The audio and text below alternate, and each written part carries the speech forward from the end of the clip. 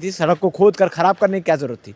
आम जनता से टैक्स लेकर सड़क बनाई जाती है और उसी आम जनता को सुरक्षा पहुंचाने की जगह उन्हें अव्यवस्थाओं के बीच ढकेला जाता है। रात से बैरिकेडिंग की गई है, जिसके बाद यहाँ रहने वाली जनता काफ़ी परेशान है, न घर से निकल पा रही है, न घर के अंदर जा पा रही है। बहुत मुश्किल हो रही, निकलना मुश्किल हो गया, घर से आना जाना बहुत मुश्किल हो गया।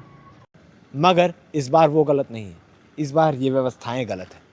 किसी और प्रकार से व्यवस्थाएं की जा सकती थी। ऐसा एक जगह नहीं है, जहाँ जहाँ पर बैरिकेडिंग की गई है वहाँ पर रोड को खोदा गया है। आज फिर सड़क को खोद दिया गया है, अब फिर यहाँ पे पानी भरेगा और फिर ये गड्ढा बढ़ते चला जाएगा। तो इसका जिम्मेदार किसको मानते हैं आप? दोनों पार्टी जिम्मेदार है इसकी। जिस जनता के लिए आप लड़ाई कर रहे हैं, जिस जनता के अच्छे के लिए आप लड़ाई कर रहे हैं, ऐसा आप कहते हैं, तो उस जनता को तो परेशानी ना हो तो ही ज़्यादा अच्छा है। तस्वीर में आपको बैरिकेडिंग नज़र आ रहा होगा। आपको बता दूं, ये बैरिकेडिंग की गई है भारतीय जनता पार्टी कार्यालय भिलाई को सुरक्षित करने के लिए। दरअसल दुर्ग में बीजेपी वर्सेस कांग्रेस काफ़ी तेज़ी से चल रहा है। दुर्ग ही नहीं, पूरे छत्तीसगढ़ में तेज़ी से चल रहा है बीजेपी वर्सेस कांग्रेस।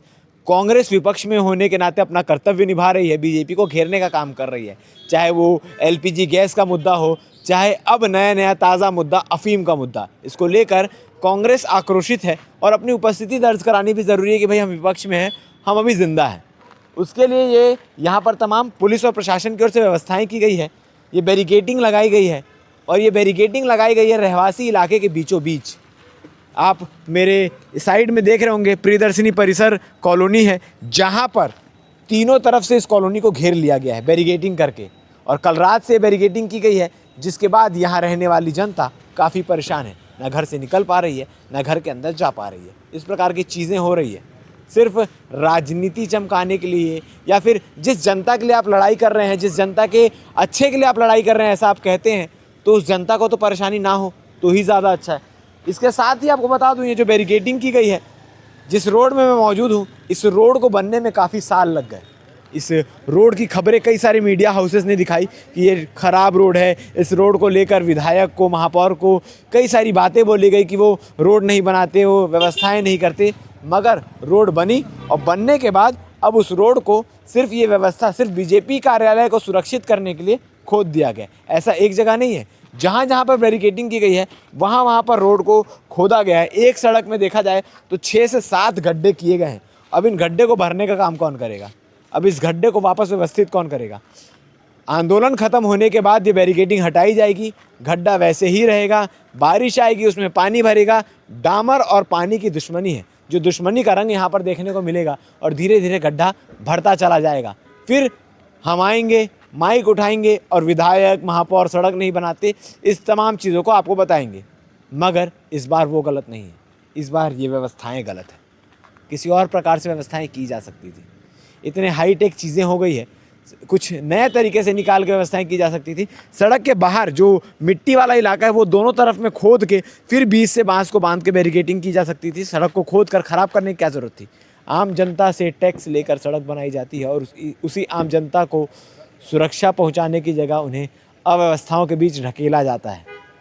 अब आने वाले समय में कब ये सड़क बनती है, हम आपको अपडेट करेंगे कि शासन प्रशासन इस सड़क को लेकर क्या निर्णय लेती है। यहाँ के रहवासी हमारे साथ मौजूद हैं। भैया आपका नाम? आकाश कटारे। कब से रह रहे हो आप यहाँ पे? 25 साल से। 25 साल से। ये बैरिकेडिंग कब लगी है, कुछ पता है? कल रात में लगी थी बैरिकेडिंग। कल रात में लगी थी। और बैरिकेडिंग के बाद आसपास के लोगों को कितनी परेशानी हो रही है? बहुत मुश्किल हो रही, निकलना मुश्किल हो गया, घर से आना जाना बहुत मुश्किल हो गया। सिर्फ यहीं लगी है कि आसपास और आसपास सब गलियों में लगी है, पीछे गलियों को घेर दिया गया है? सब गलियों को घेर दिया गया। आप बता रहे 25 साल से रहते हैं, क्योंकि इस सड़क की खबर हम भी कई बार बनाए। कितनी मुश्किलों से ये सड़क बना है। पहले तो काफ़ी बदतर हालत थी, बहुत बदतर हालत है। बाकी सारी सड़कें भी खराब है, पीछे की साइड की सड़कें देख लीजिए, हर जगह की सड़कें खराब है।